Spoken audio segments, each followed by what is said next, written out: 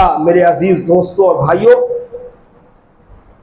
بہنوں کے ساتھ حسن سلوک کا ایک پہلو یہ ہے کہ کچھ بھائی معاشرے میں ایسے بھی ہوتے ہیں جو ظلم کی ایک انتہا، اور وہ یہ ہے کہ بہنوں کو حق وراثت سے محروم کر دینا۔ والد والدہ جو چھوڑ کر چلے گئے، بہنوں کا اس میں حصہ ہے، اور اس قدر حصہ ہے جناب، اس قدر ہے، علماء کرام نے میراث کے مسائل میں لکھا ہے، اگر کسی آدمی کا انتقال ہو جائے، اس کے ترکہ میں صرف اس کی بیوی اور بہن ہو، سنو غور سے اس بہن کا مقام، اگر کسی آدمی کا انتقال ہو جائے، اس کے ترکہ میں چھوڑے گئے ورثہ میں ایک بیوی اور بہن ہو، باقی کوئی بھی نہ ہو، ماں باپ بھی نہ ہو، بیٹے نہ ہو، بیٹیاں بھی نہ ہو، ایک بیوی اور ایک بہن ہو، 4 کروڑ روپے میں سے 1 کروڑ بیوی کو ملے گی، 3 کروڑ بہن کو ملے گی۔ یہ ہے مقام بہن کا۔ اور وراثت میں جو حصہ مار لیتے ہیں بھائی، یہ کہہ کر کہ میری بہن خوش ہے، بس وہ معاف کر دے گی، معاف کرا لیتے ہیں، اور یہ کہہ کر چھوڑ دیتے ہیں کہ میں نے جہیز میں اپنی بہن کو بہت کچھ دے دیا، جہیز میں نے بہت حصہ دیا بہن کو، وہ جہیز کا حصہ اس کا میراث ہے۔ جناب ایسا نہیں ہو سکتا۔ یہ بہن قیامت کے دن پہلے تو حق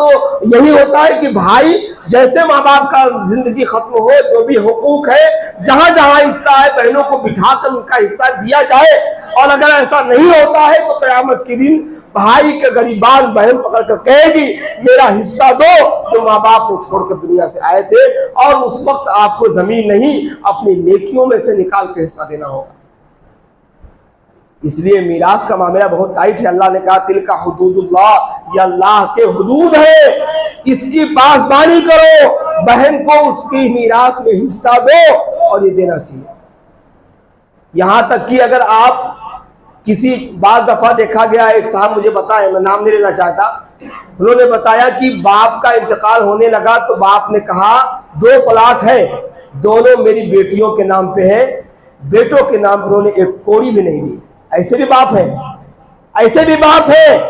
یہ کہاں کا انصاف ہے؟ نبی صلی اللہ علیہ وسلم کے ساتھ نعمان بن بشیر رضی اللہ عنہ آئے، کہنے لگے رسول اللہ میں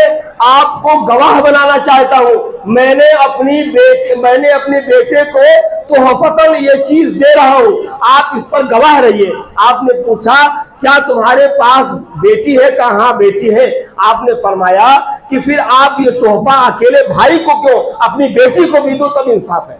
اور اللہ سے اس میں ڈرتے رہو۔ یہ تو ناانصافی ہے کہ آپ بیٹیوں کے نام پہ لکھ کے چلے جاؤ اور بیٹے کے نام پہ کچھ بھی مت رکھو، وہ دوسرے سامنے ہاتھ پھیلائے بھیک مانگتا پھرے، یہ طریقہ غلط ہے۔